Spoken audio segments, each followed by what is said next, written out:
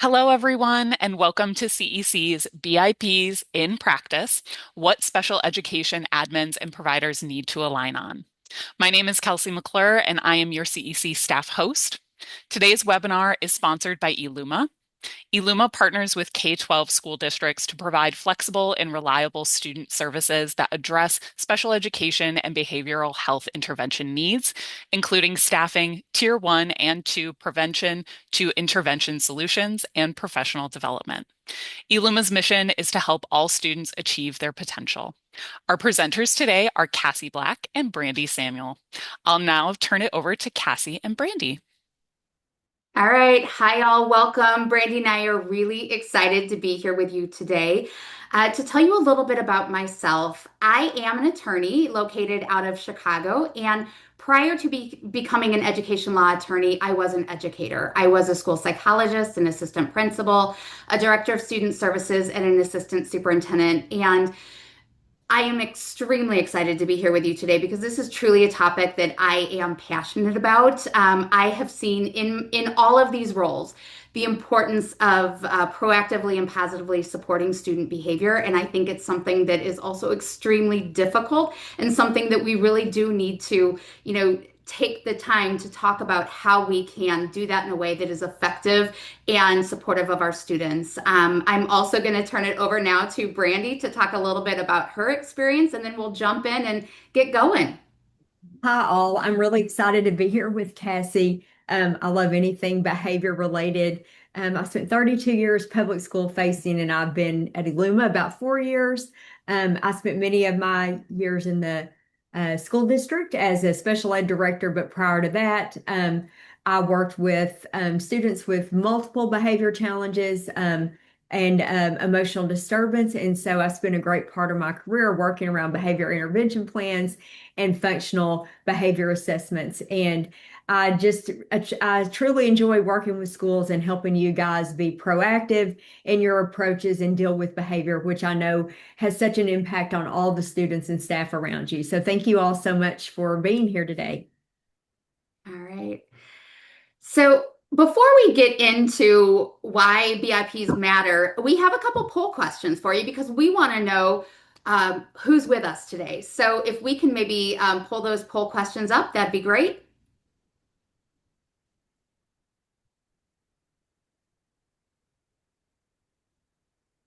And while we're waiting for the poll questions, I do want to reiterate that Brandy and I are going to cover a lot today, and we're extremely excited to do so. But we also encourage you to type in your questions. I think hopefully Brandy is going to help us really monitor those questions as we go, and we can make sure that we are that we are answering those questions along the way. All right. Brandy, do we know who is here with us yet today? The level of experience that individuals have? I might need some help from Kelsey. That's not popping up for me. That's okay. So far, here, let me, and if you're ready, I can go ahead and end the poll and show the results. Let's Okay. do it. Should be able to see the results now. Yeah. All right. So we've got majority special education administrators and others. I'm assuming with others that might be related service providers, is my guess. Variety of special education teachers, some gen ed administrators, and some gen ed teachers. And we've got a lot of people with experience, Brandy. Looks like majority, 45% have 16 or more years of experience. So, what a great crew we have today. I'm excited. All right. So, why? Why are we here? Why are we talking about this? Why do behavior intervention plans matter? Really, I think this matters for a couple of reasons. When we think about individual students, It matters because it helps make sure that students with disabilities are able to access a free, appropriate public education. So that's something that we are required to do. Under IDEA is provide students with a free, appropriate public education and within the least restrictive environment. And this helps us make sure that we're doing that so that we're really looking to see how can we support students in that least restrictive environment? How can we address behavioral needs without automatically jumping to looking to change a student's placement to something a little bit more restrictive. We also know that it includes improved outcomes for both the student with behavioral difficulties, but also for all students. It helps us create um, a culture and a climate that feels safe and where all students feel welcome. It helps us reduce disciplinary removal. So one of the things that we know is that exclusionary discipline, so the use of expulsion and out of school suspensions, has a really negative impact on students in a variety of ways. And it helps us really support student behavior and utilizing exclusionary discipline as a last resort. It also helps make sure that there's increased participation and instruction, again, for all students. Now, for the district side, obviously, as an attorney, that's something that I'm always looking out for with school districts is making sure that we are following the law and making sure that we are in compliance with the Individuals with Disabilities Education Act. That it helps us reduce due process risks. So one of the things we don't want to see is school districts get in trouble. And one of the things that as an attorney I can tell you is that right now, one of the most common reasons that we're seeing disputes between school districts and families is related to behavioral supports for students. And some of that, again, goes back to looking at, least restrictive environment and disputes around placement. It also helps us make sure that we have better staff consistency in the way that we are supporting student behaviors. One of the things that, Brandy and I talked about the other day, and I think that, we'll kind of go back to as we're talking about what a BIP is I really think it is a behavior plan for adults.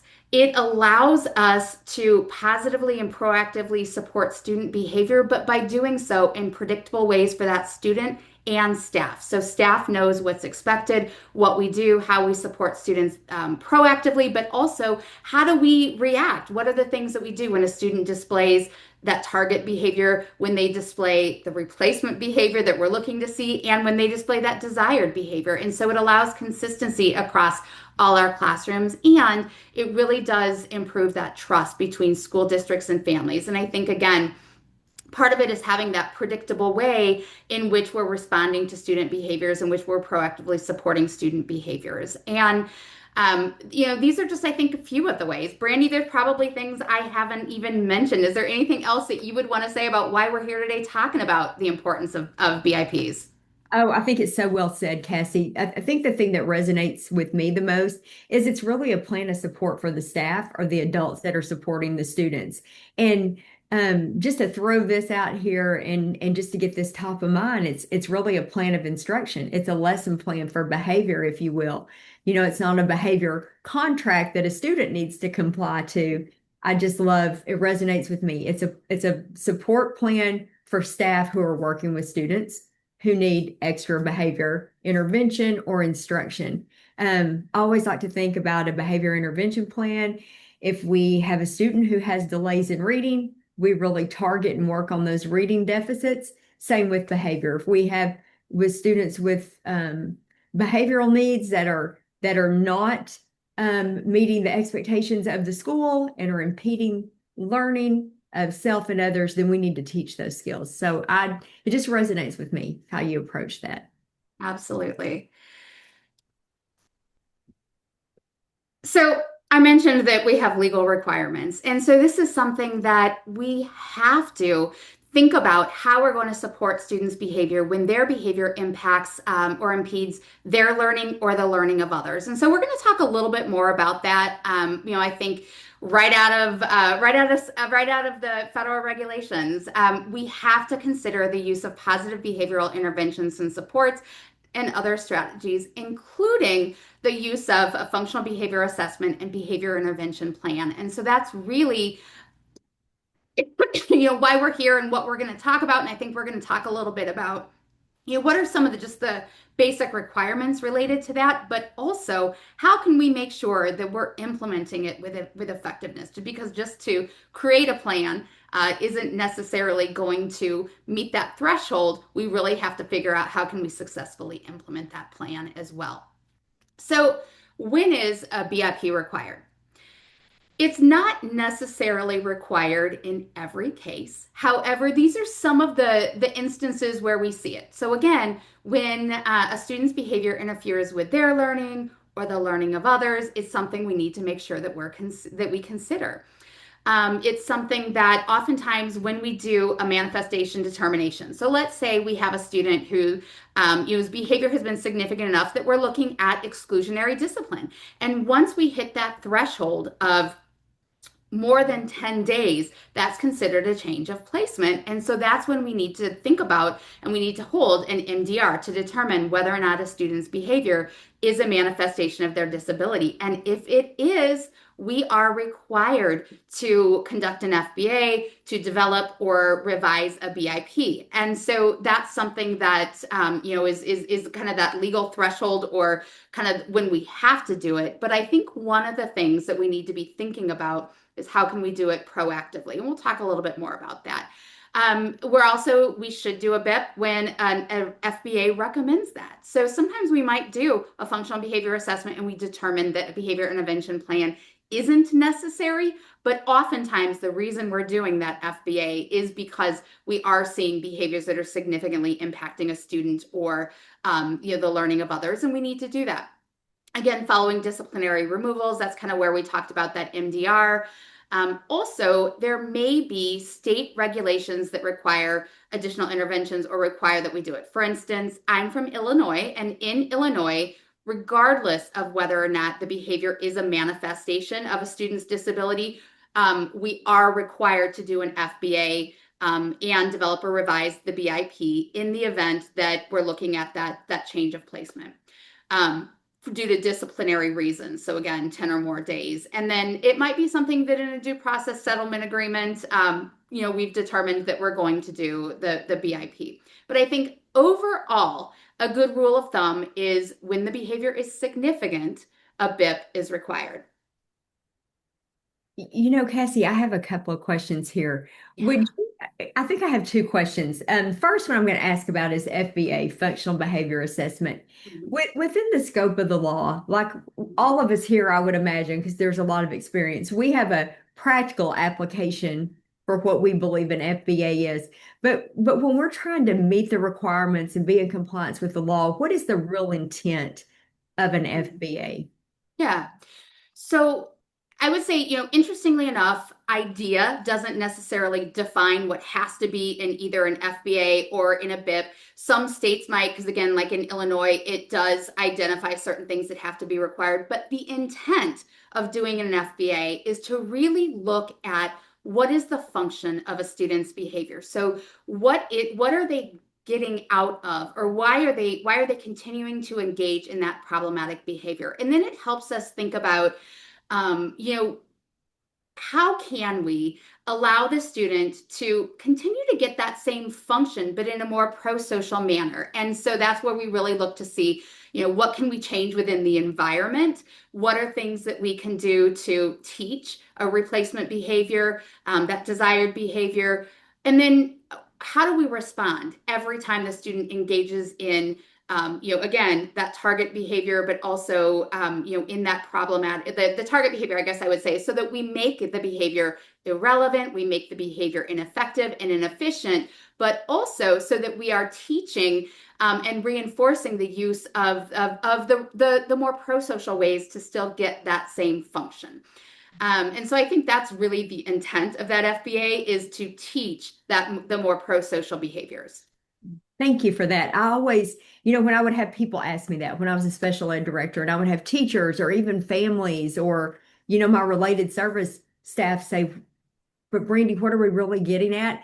I always just said, think about what's functional, practical, and meaningful for the student to meet a need. So Thank you so much. And then the only other question I have on this one or comment is the word that stood out, which you and I talked about. So I'll bring up with all of our friends here is the word significant.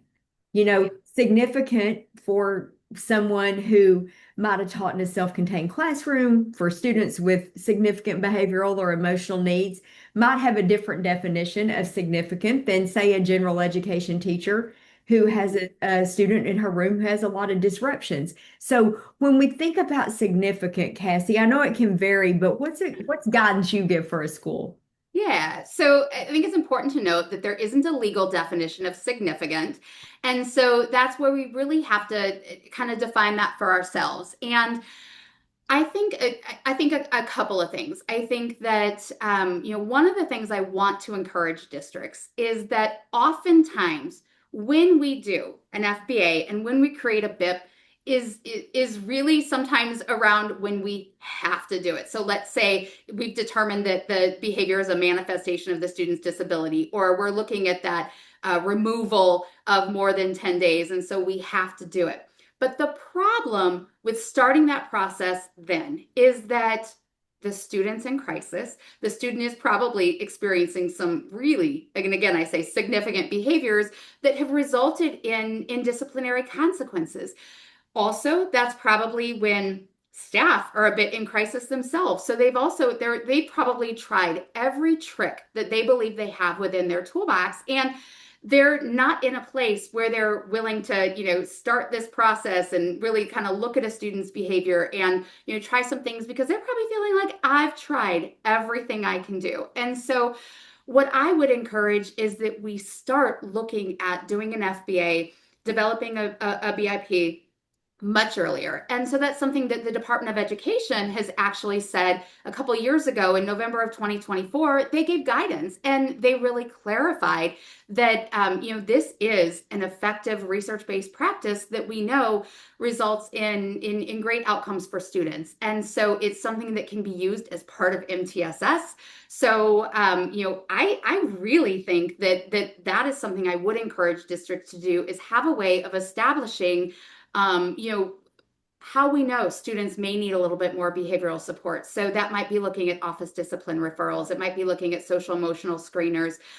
It might be even, when we think about behavior plans, we oftentimes think just about students with externalizing behaviors, but it's also something that can be really effective for students with more internalizing behaviors. And so it might result in students shutting down, or it might result in students frequently asking to go to the nurse's office because they're experiencing somatization, or they're wanting to kind of escape a task. And so nurse referrals might be, other ways of identifying some of those students. So I would say have systems in place where we can identify those students, use the process proactively when we're starting to see some of those behaviors. But then if students really are consistently impacting the learning of others or their own learning, that is really when we need to be looking at this process. I think aside from having indicators like office discipline referrals,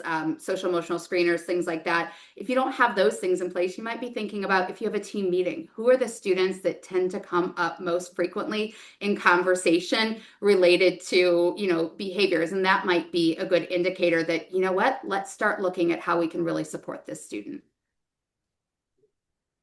Does that make sense, Brandy? Anything else Yes. you would want to add to No, that? I love it. I love the tiered support piece to be proactive. I Mhm. really, I so agree with your mention of screeners. We have so many great universal screeners around social behavior needs. And I think that's something that I know that when I was still in a school, I often would overlook. And as I Mhm. do more consult work, I really work with schools on developing those proactive interventions and teaching Mhm. to those targeted behavioral needs, just like we do academically. So Yeah. again, that resonated with me, and thank you for entertaining my questions around significant and that. So Yeah. thanks. Yep. Absolutely. So we touched on this a little bit, but the foundation of a good BIP really is the FBA. And if we don't spend time on really developing an effective FBA and really identifying the function of the behavior, the behavior plan is going to be limited in its effectiveness. So we want to make sure that we are really identifying the target behavior. So what is that problematic or target behavior that we are wanting to change? How would we operationally define it? We want to make sure that everybody would kind of identify it in the same way, looking at the environmental variables and the setting events. So what are the things that tend to happen, not necessarily immediately before that problem behavior, but it tends to happen more often in the morning, or when a student doesn't take their medication, or when they've had difficult sleep the night before, or when they're doing group work. And then the antecedent tends to be that thing that happens immediately before a student engages in that target behavior. And then we want to look at the consequences. And sometimes when we say the word consequence, we're thinking punishment or discipline. But consequence really means what happens immediately following that student's behavior. And that helps us identify the function of the behavior, is really by looking at what happens, what does the student get? And so these are the things that we really want to be thinking about when we are identifying the function of a student's behavior. And then that helps us lead to development of the good behavior intervention plan. And so our plan really should identify strategies across all of these areas or domains. And one of the things that I would just say in general, just from a legal standpoint, but also from a best practice standpoint, is our plan really needs to be function based. And so everything that we're doing across all of these areas really needs to be focused on that function. And so that's why we have to spend the time and the energy to really help us identify that function, because without it, we may struggle to develop an effective behavior intervention plan. So I think there's kind of 6 big ideas. There's probably more big ideas that we would want to identify too. But I think when we think about an FBA and a BIP, the greater the need, so the more significant a student's behavior, I think the greater precision and effort that's required through this process. And so when we talk about doing an FBA and a BIP through MTSS, that's something where, when we're thinking about lower levels of behavior, there's probably lower levels of collaboration, of really looking at the function of the behavior and the development of the behavior plan than when we're talking about students that have a greater need. And when we see that greater need or more significant behaviors, we really need to be honing in on, an effective practice, both in looking at the FBA, but also in the continued collaboration and communication that goes with the effective implementation of the plan. I would say along with that, the FBA really is an evaluation process. And I use the term evaluation loosely because I think it really is, it's just using the problem-solving model. And it's something that we do anytime we're looking to identify, what's happening, why is it happening, what are we going to do in order to, address it, and is what we're doing working? And it's something that we continue to cycle through. So just because we think we've identified the plan or we've identified the function of the behavior, maybe we need to go back to that process, because maybe in doing our plan, we're seeing that it's not working the way that we want. And maybe that's because we didn't quite identify the function of the behavior. Maybe it's because we need to look more closely at it. And so it really is this dynamic process. It's not a linear one where we go from step A to step B to step C, but we're consistently cycling through that problem-solving model. I think the other big idea is that all behavior serves a function or a purpose. And so that's where we really need to figure out what that function is. And then we need to think about how can we teach the desired and expected behavior, but we have to do that through small steps over time, which are the replacement behaviors, or the things that we want the student to do that serves that same function, but in a more pro-socially,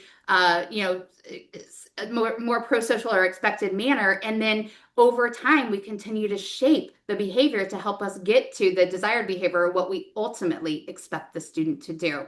And then I think lastly, the last big idea is that our reactions determine if those behaviors continue. And so that's one of the reasons that we really say that that behavior plan is a plan for adults, because we need to be consistent in the way that we respond. Again, when the student exhibits the target behavior, the replacement behavior, and that desired behavior, because it is how we respond that is going to help determine whether or not those behaviors continue to exist. And while all of these things are best practice, they are also the things that, when we think about like some of the legal pitfalls, it is not necessarily doing this process in the way that it's intended that gets us into hot water sometimes in a legal manner. Oh, I love all those. I really like you giving the big ideas, the big picture. I'm just going to pause for a second, Cassie, and while we're about halfway finished with the presentation, I was just going to ask you some of the questions that popped up in the chat. And this seems like a good kind of a natural break. Um, this is a question, and I know that there can be maybe state rules, but this is a question around when is compensatory ed required when you refer to when you're talking about 10 days out and you exceed the 10 days? Mm-hmm. Yeah, so I would say that's probably something that would vary state by state. So I cannot say for sure. Generally, compensatory education is something that is really mandated by a hearing officer or a court when there is a loss of a FAPE or a free appropriate public education. And so when often how we determine that is looking at student goals, looking at whether or not whether or not they have been denied a FAPE that has impacted their progress on goals, and if so, what's required to put them back into the place they would have been in. And so that's looking at more of a qualitative manner. But I would just say in general, that's something that when we do an MDR, and when we determine that a student's behavior is a manifestation of their disability, one of the things we have to do is actually put them back in the placement where they were at. So we cannot, we cannot continue to keep them out past 10 days. And so if we have done that, that is something where we, again, need to get them back into the previous placement as soon as possible. And then even if we're not, required by a hearing officer or court, we may need to think about is there something we need to be doing to help make sure that the student has access to their education and instruction and is making appropriate progress on their goals. Okay, thank you. And then I think we'll just take one more here, and then there's a few of these I can type a response for you guys. The other one that I think this could be based on state and district protocol too, but the question is essentially, do we need permission to conduct an FBA as in a SPED evaluation? This seems extreme for MTSS. Yeah. So, and this is actually part of what the Department of Ed gave guidance on in November of 2024. And if you haven't seen their guidance document, I would encourage you to read it, because I think it gives some really good information, but I also want to caution you that it's guidance. And so it is not necessarily law, but it is the Department of Ed's interpretation of when an evaluation or when consent is needed. And so part of what the Department of Ed has said is that it is not needed for instructional planning. And that could be students without IEPs, it could be students with IEPs, but it is needed when it is conducted as part of an evaluation, whether that's a reevaluation or an initial evaluation, and it's part of that consideration for eligibility. And so that is new interpretation within the last couple of years. That's something that has been kind of an outstanding question.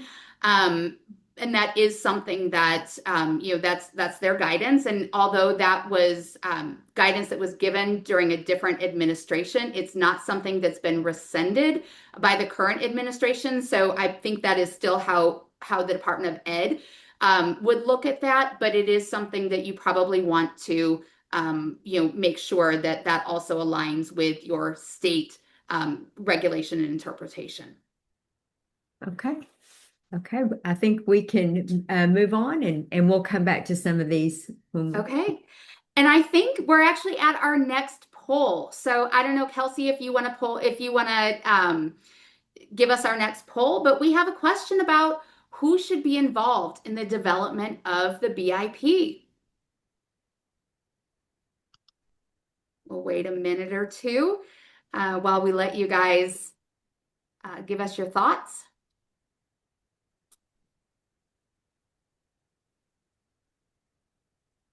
All right. Kelsey, do you want to close that poll for us? All right.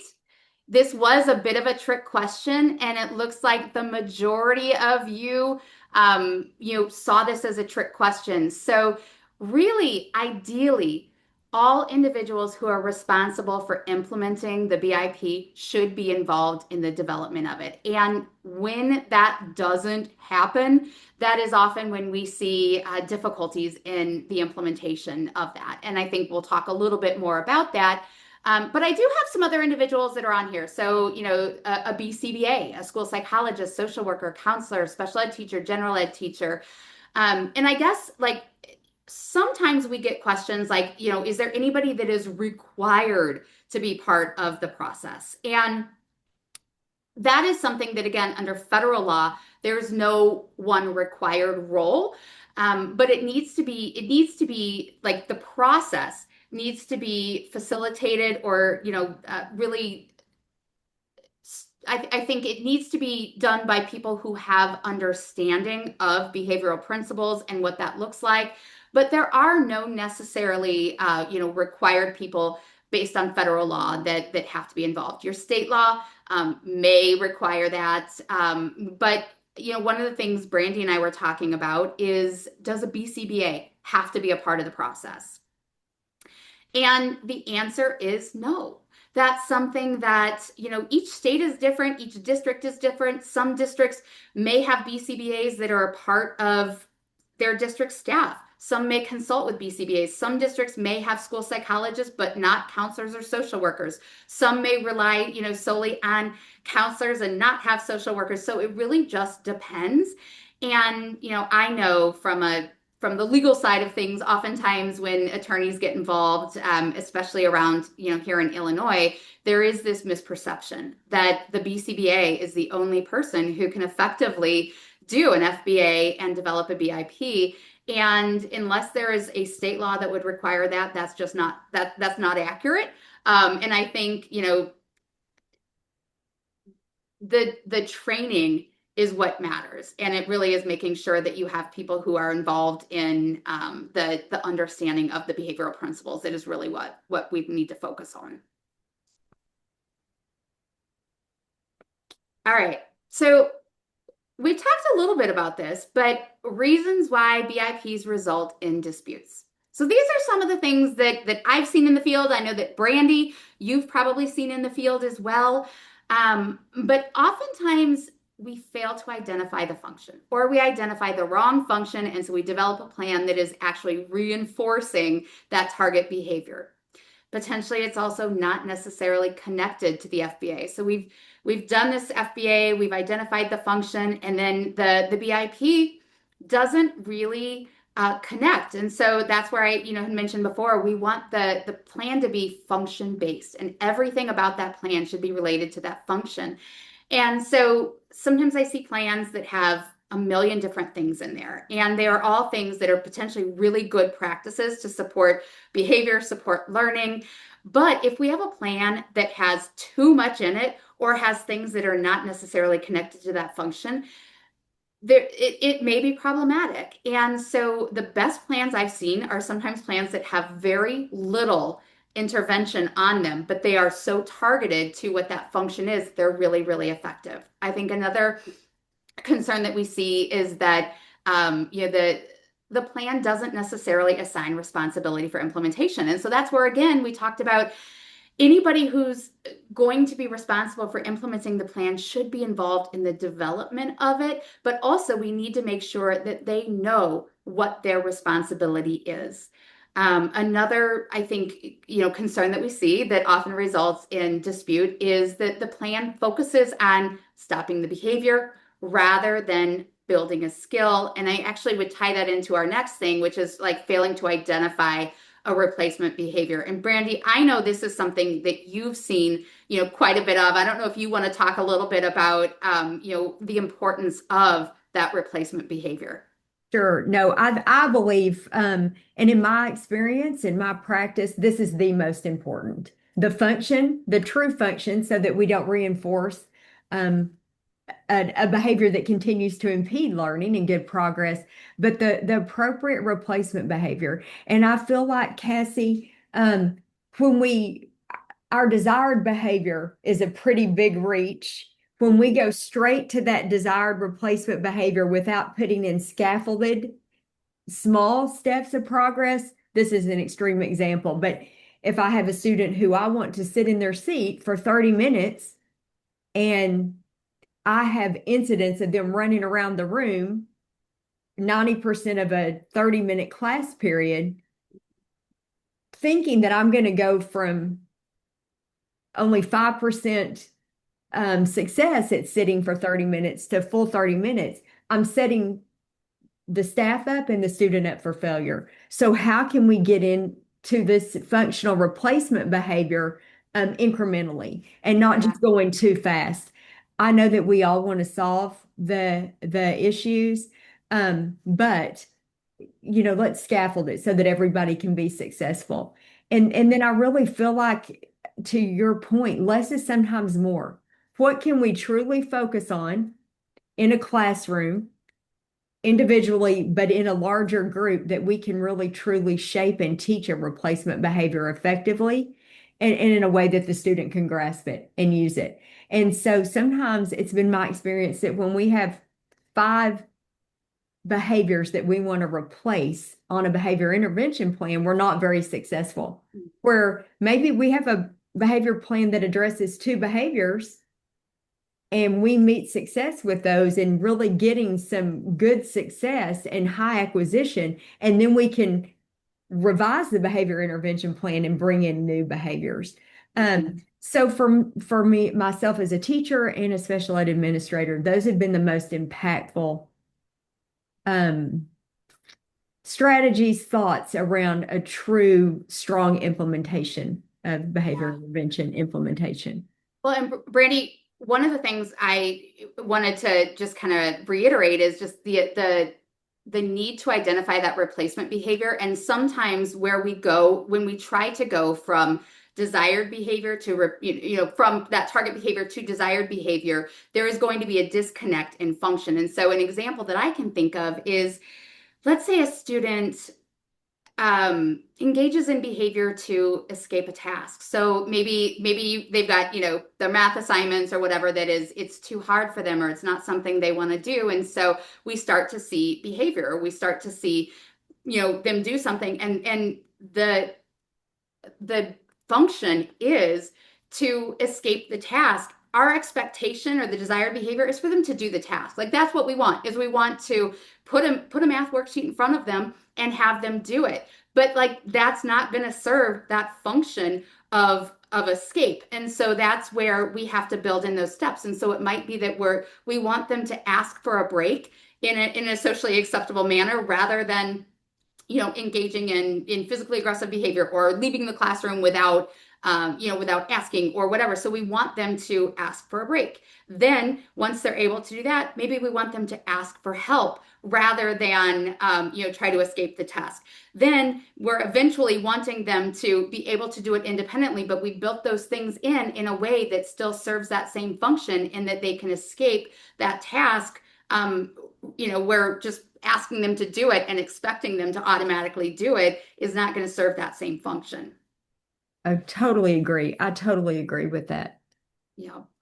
And then I think the last couple of reasons where we often see disputes is because we develop a BIP and then we don't necessarily review or revise it. And so the next time we look at it again is at the student's annual review a year from now. And the interventions maybe were too generic, or we haven't really identified the behavior. We don't have a lot of data, so we don't know if what we're doing is working, or maybe it hasn't worked and we haven't changed anything, or The other part of that is maybe it has worked in a way that like we need to be thinking about how we can fade out some of those supports, or do we need to be changing that replacement behavior and that ladder to help us get to the desired behavior. And so I think just having it kind of sit on a shelf or just be a part of the student's document, but not necessarily this living, breathing, document that we're consistently looking at is one of the other reasons that we do see some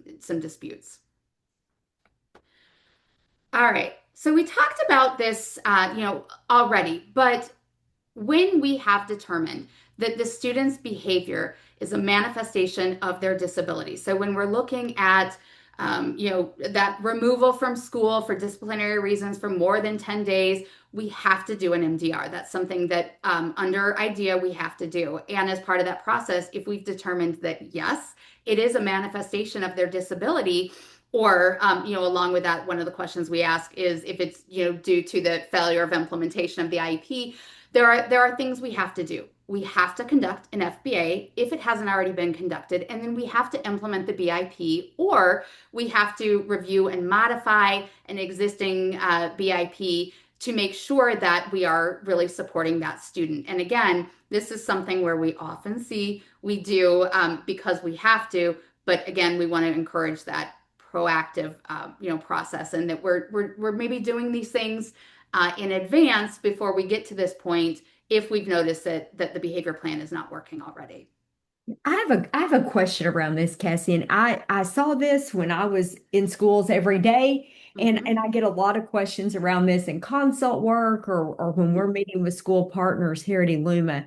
Is at one time, and it, but still frequently I've been asked this question, and I'm just throwing this out there. Mm-hmm.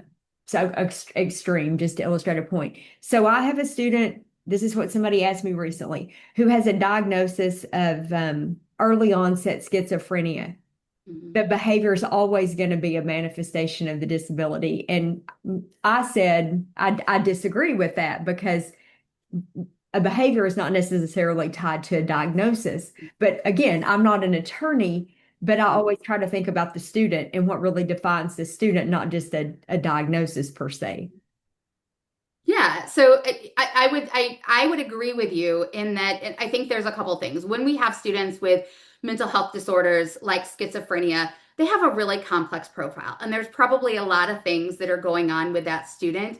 But at the same time, there are always things that we can do or we can look to do within the environment. Are there ways that we can change our environment to better support the student's behavior? And so it's also something we have control over. We don't have control over mental health. We don't have control over medication. We don't have control over those types of things. But we do have control over is, how we support that student, how we change the environment, how we react to the student, how we really develop a plan of support for that student. So those are things that we do need to do, and those are things that we always need to look at. Now, with that said, I recognize that like there are things outside of our control that does make it more difficult, but that doesn't relieve our responsibility to really look at how we support that student through the behavior plan.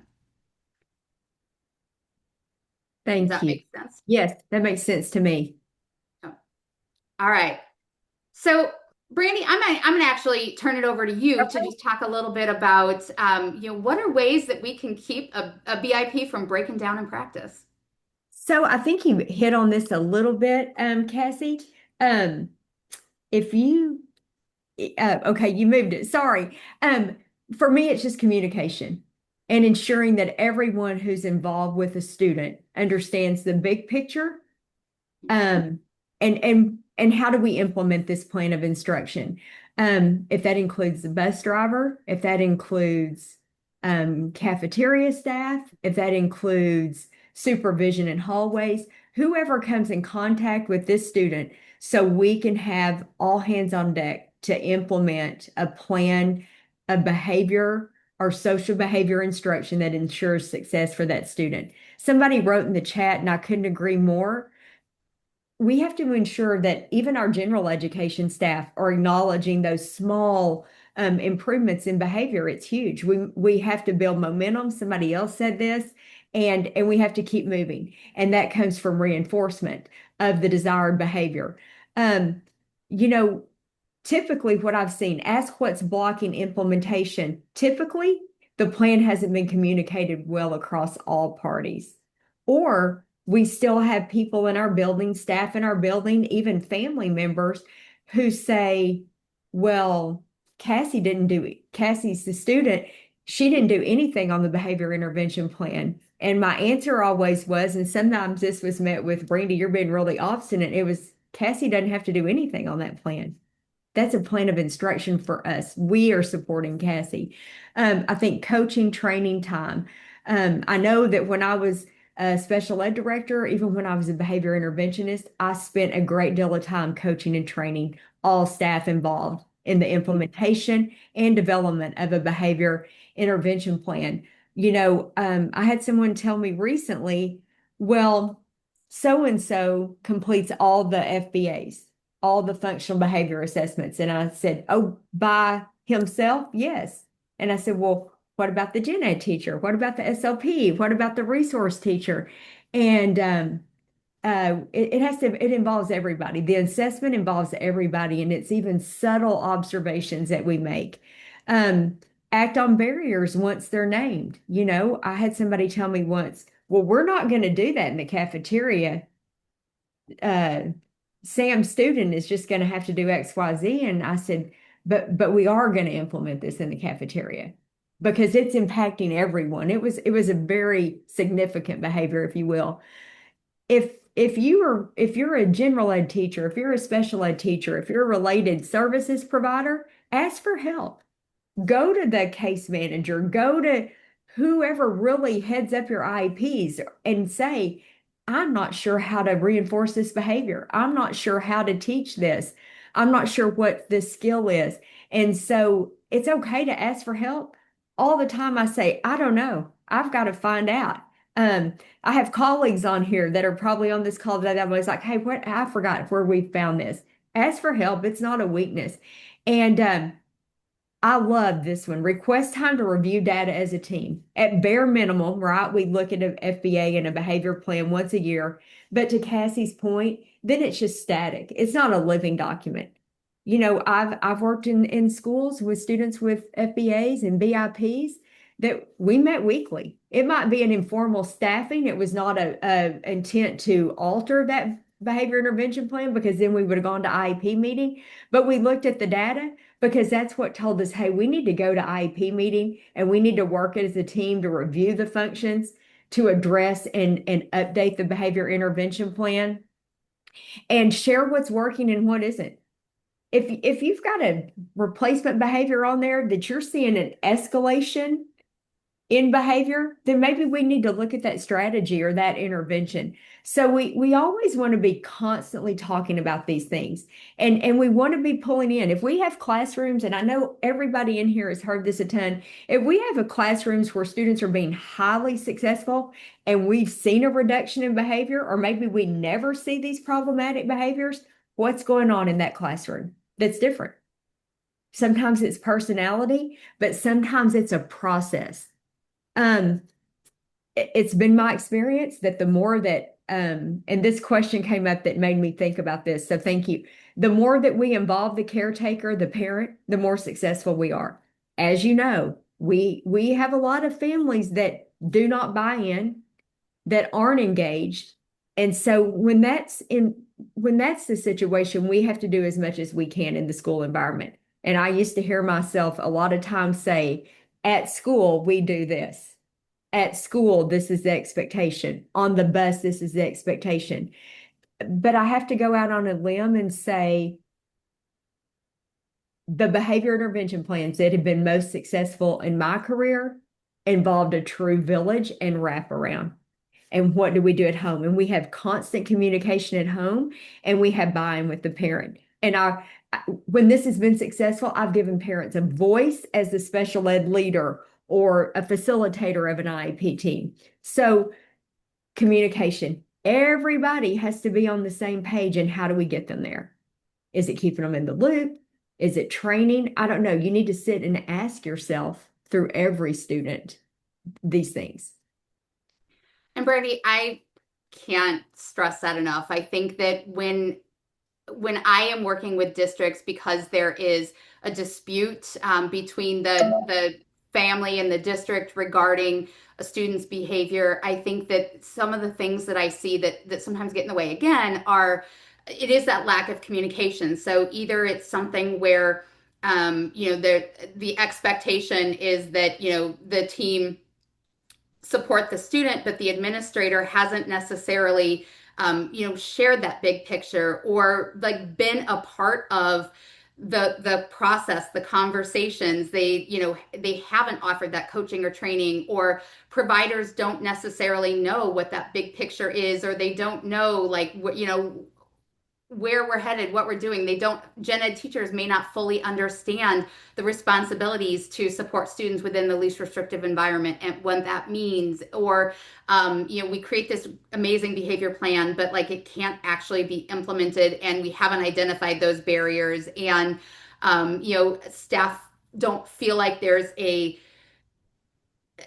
setting where they can ask for help or ask for coaching and training. And if they do, it may be seen as a weakness. And so I think it's so important that we create this environment where there really is this ongoing two-way communication that allows everybody to have a voice, allows everybody to have a seat at the table, and the opportunity to continue to dialogue and collaborate to really help that student, but make sure that we're doing it in a way that is supportive of all our staff as well. And like you said, involving the parents is essential in that process too. So much so. And then for BIP quality, if I had no takeaway from this entire webinar today, this would be my takeaway. Is the behavior clearly defined? So the BIP quality. And I'm going to identify, as Cassie went through so well, the behavior from the function. What's the problematic behavior? What's the function? Is it clearly defined? Meaning, I can't tell you, I'm old and I get bored easy. So I've done a lot of things and I'm fortunate.